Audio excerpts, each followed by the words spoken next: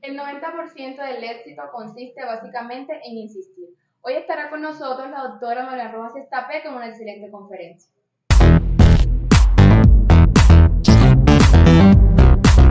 Seguro que recuerdas a Jack Nicholson en la película Mejor Imposible. Interpretaba a Melvin, un escritor malhumorado, muy desagradable, que no podía pisar las rayas de las baldosas cuando salía a la calle, que siempre comía en el mismo restaurante, en la misma mesa, a la misma hora y, por supuesto, utilizaba sus cubiertos.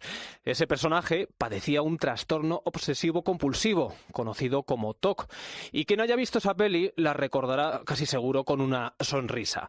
Bueno, pues hoy quería sentarme en el diván de Marian Rojas y hablar de esta cuestión, del TOC, del trastorno obsesivo-compulsivo, que la verdad no tiene nada de gracia. Este pensamiento obsesivo, muchas veces ignorado, lo padecen más de 600.000 personas en nuestro país.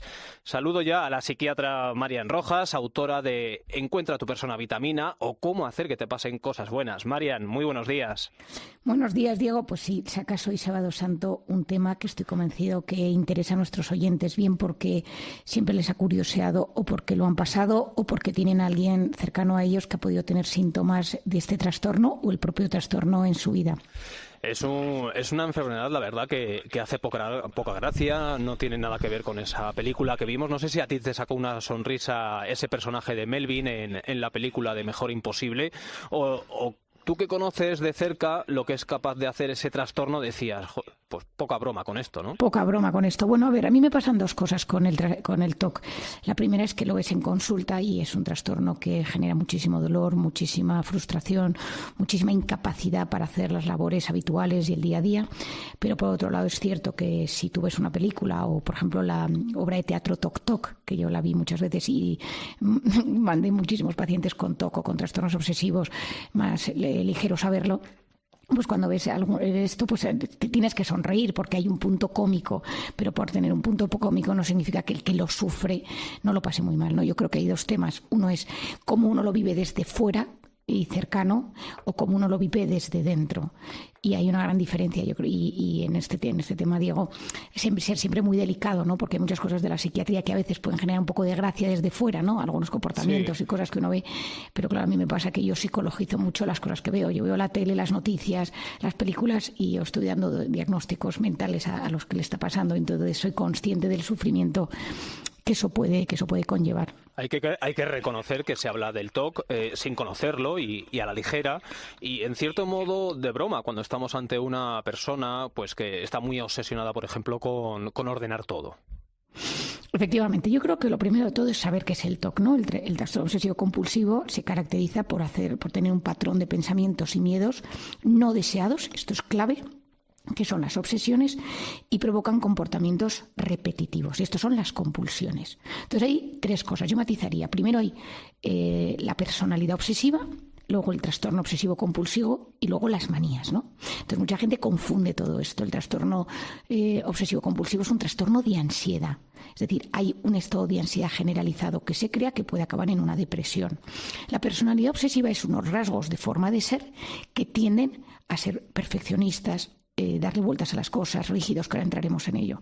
Y las manías son rituales que tenemos todos tenemos manías, pero la diferencia con el trastorno obsesivo compulsivo es que esas manías no nos incapacitan, nos generan pues mucha paz realizar nuestro ritual de manías, que puede ser cómo te desmaquillas, cómo cierras la puerta, cómo ordenas tus cosas, cómo tienes tu mesa del despacho, pero si no la tienes exactamente como te gusta, no sufres. La persona que tiene un trastorno obsesivo compulsivo, que está ordenando su casa y de repente tiene que salir por cualquier cosa, si no la ha dejado ordenada, o no sale de casa o se va sufriendo. La persona que tiene una manía sale de casa un poco incómoda, pero a los 2 minutos se le ha pasado.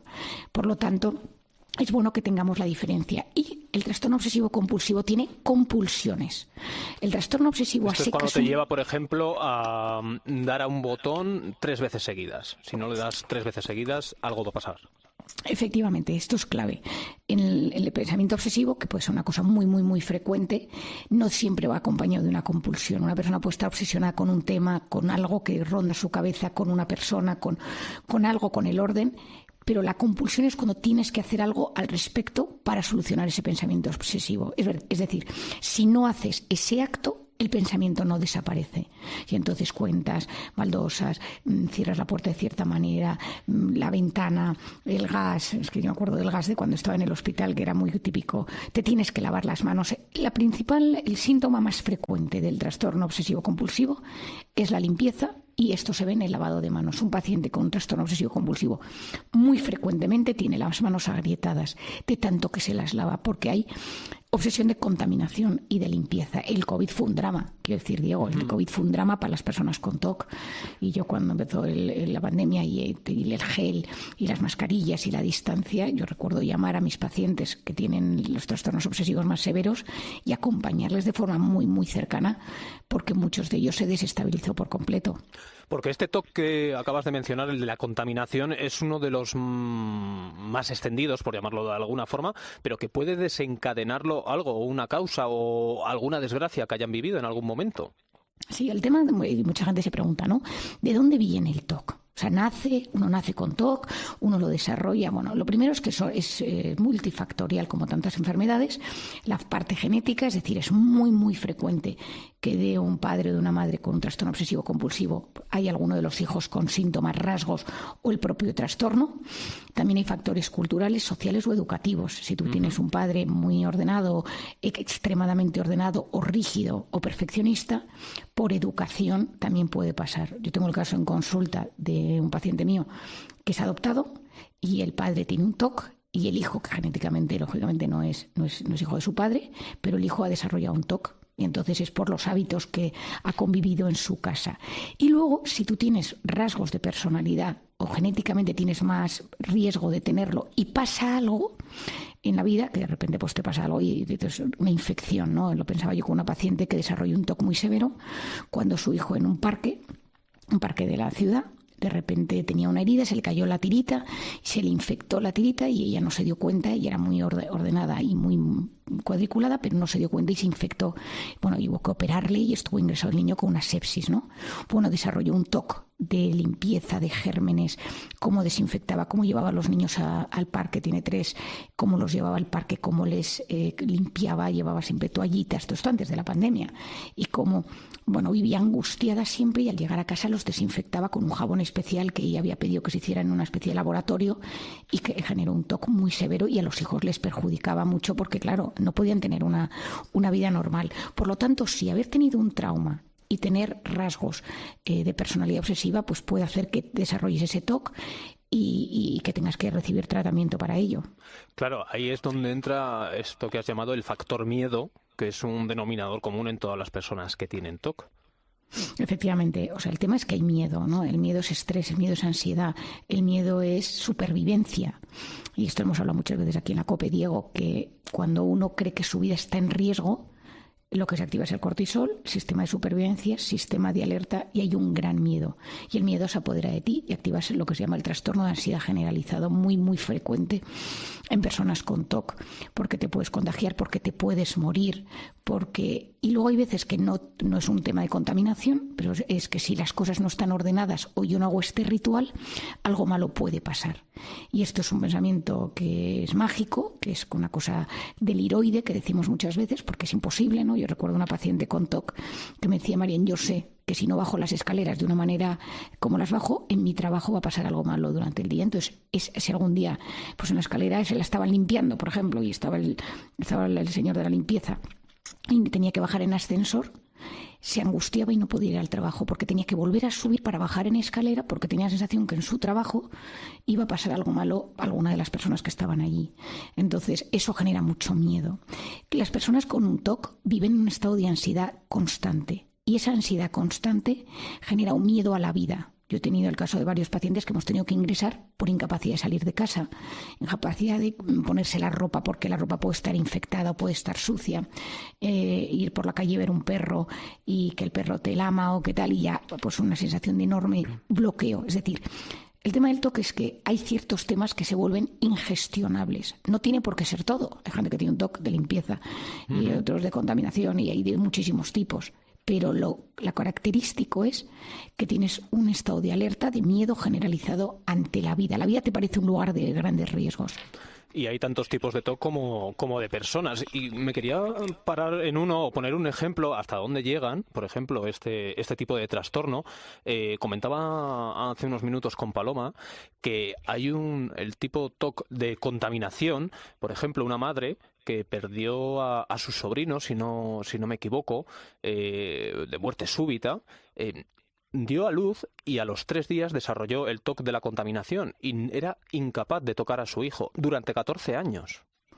Bueno, hay casos, hay múltiples casos, ¿no? Cuando te digas que vas a la clínica y si hay algún psicólogo, psiquiatra escuchándome, sabe perfectamente que te sorprendes, ¿no? Y sigues viendo pacientes con TOC y sigues sorprendiéndote con activaciones. Yo recuerdo una paciente con un TOC muy severo que era por un abuso sexual y entonces ella sintió que en ese momento del abuso pues había sido muy sucio, había sido en un lugar horrible, se sintió forzada y a raíz de eso desarrolló un TOC y se pasó pues toda su vida con muchísimos problemas a la hora de tener relaciones de pareja.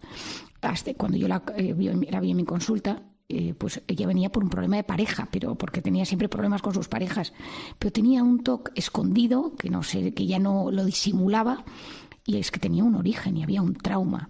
Entonces, efectivamente, muchas veces cuando vemos a las pacientes o a los pacientes que acuden con estos síntomas, no tener miedo a hacer una buena historia, ¿no? Y a enterarnos si hubo origen, si es un tema más genético, familiar o hubo un origen, cómo se ha ido desarrollando y luego que el TOC puede cambiar, que hay veces que es de hipocondría, hay veces que es de compulsiones y más, de limpieza, de orden. O sea, como hay muchos tipos, es muy interesante poder hacer una buena historia para ayudar a estas personas. Indagar en la historia, en el pasado de esa persona, porque puede haber ese desencadenante, ¿no?, que provoque el TOC. ¿Cuáles son, por ejemplo, me estoy poniendo en el papel de esta madre que no podía tocar a su hijo durante 14 años por miedo a contaminarle? ¿Qué se les pasa por la cabeza, aparte de esa ansiedad, para no poder llegar a tocar a tu propio hijo? Tú ten en cuenta, Diego, que el sufrimiento tiene que ser brutal. Bueno, es que tú ten en cuenta que una de las emociones más potentes que tienen la capacidad, los sentimientos más potentes que tienen la capacidad de activarnos o desactivarnos en esta vida es la supervivencia. Es decir, cuando la supervivencia está en juego, todo nuestro cerebro activa mecanismos muy, muy, muy poderosos y a veces irracionales. Pero hay algo todavía más fuerte que nuestra supervivencia, que es la supervivencia de nuestros hijos. Es decir...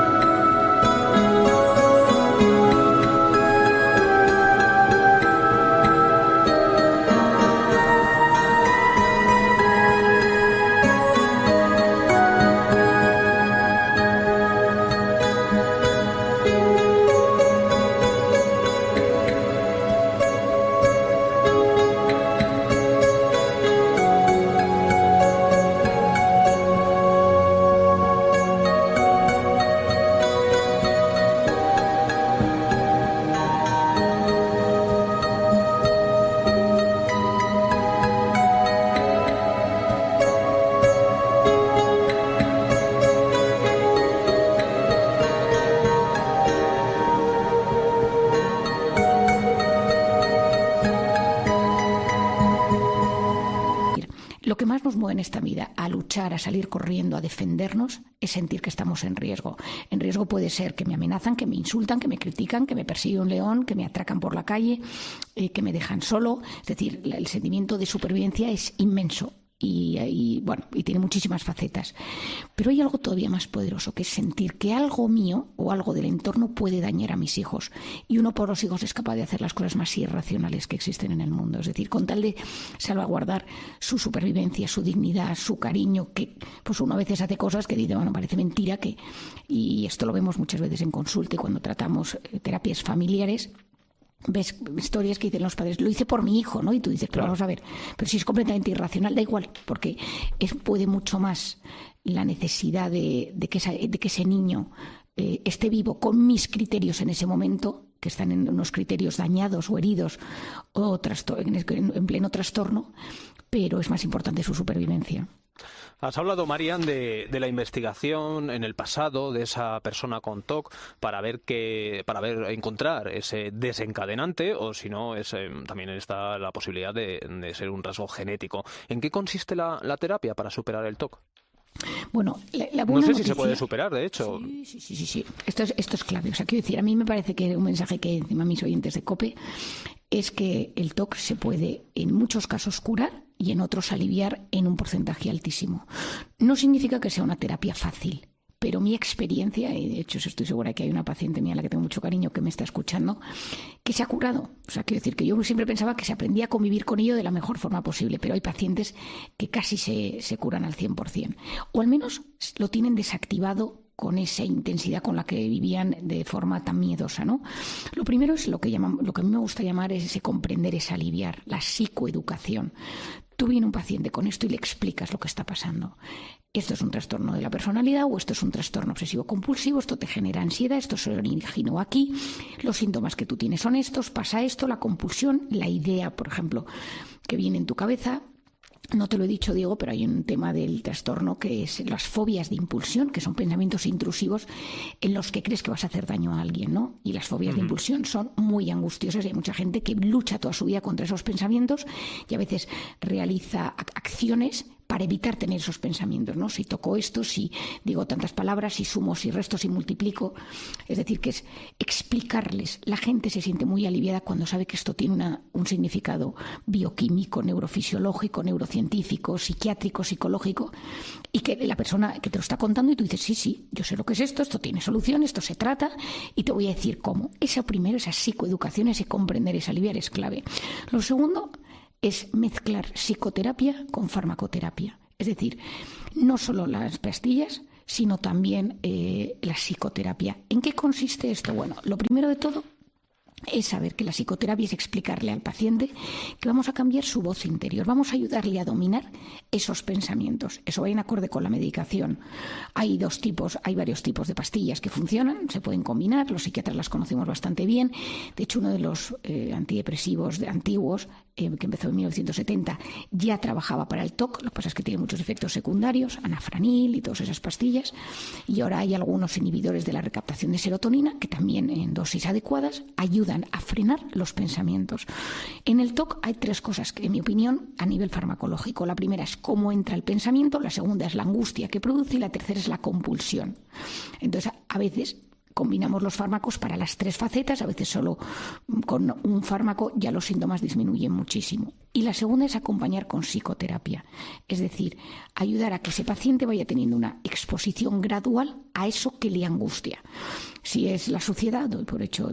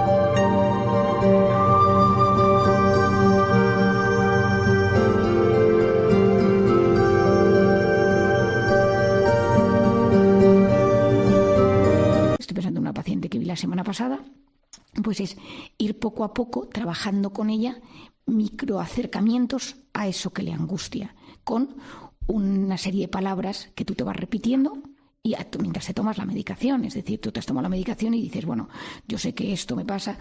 Cuando nosotros nos tratamos, nos hablamos, nos decimos las cosas desde la salud, desde saber que confío en que esto me está ayudando, hay una sensación de menos miedo. Te voy a dar un ejemplo que es mucho más light, pero es la gente que tiene miedo a volar, ¿no?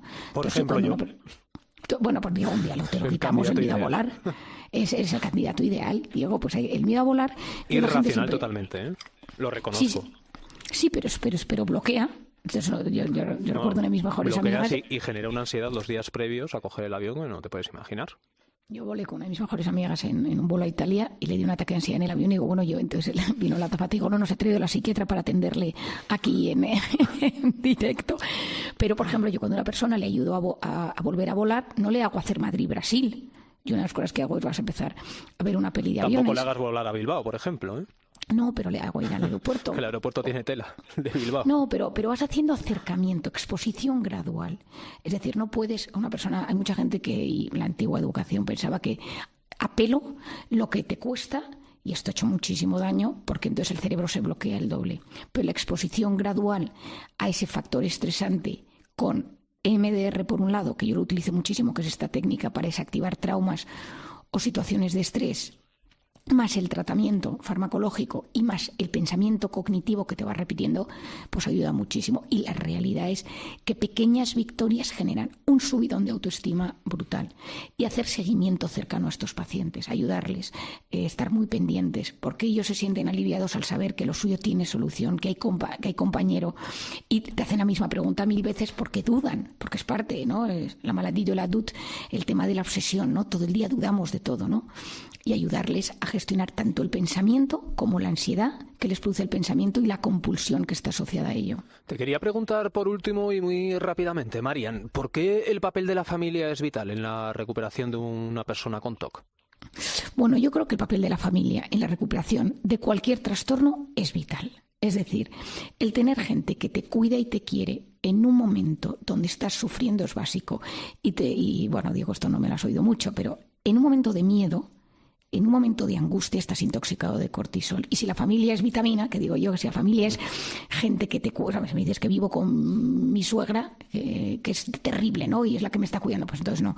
Pero si tienes una familia que es apoyo, eso es oxitocina. Y sabemos hoy en día que la oxitocina alivia el dolor, que la oxitocina baja los niveles de cortisol, que la oxitocina es capaz de potenciar el sistema inmune, de recuperar el equilibrio físico y psicológico. Entonces, si esto lo haces con compañía, si lo haces con gente que te ayuda, tú tienes que acercarte a hacer esas terapias de exposición y las haces acompañado de alguien que te quiere y que te está diciendo no va a pasar nada, la posibilidad de recuperación es mucho mayor. Hacerlo solo, estoy pensando en un paciente que tengo que vive en el sur, que tiene un TOC muy grave y que me recae una vez o 2 veces al año con factores de estrés, pues vive solo, no tiene familia, pues yo siempre le busco alguna gente para que en esos momentos que me recae no se sienta tan solo en el tratamiento. Esa familia, la mejor terapia para superar cualquier trastorno. Marian Rojas, amiga, autora de Encuentra tu persona vitamina o Cómo hacer que te pasen cosas buenas. Muchísimas gracias por estos consejos para superar este trastorno obsesivo compulsivo, también llamado TOC o la gran duda. Gracias, amiga. Gracias, Diego. Siempre es un placer estar contigo. Un abrazo. Si llegaste al final de este video, dale me gusta, comenta, comparte y recuerda que solo tú eres el autor de tu propio destino.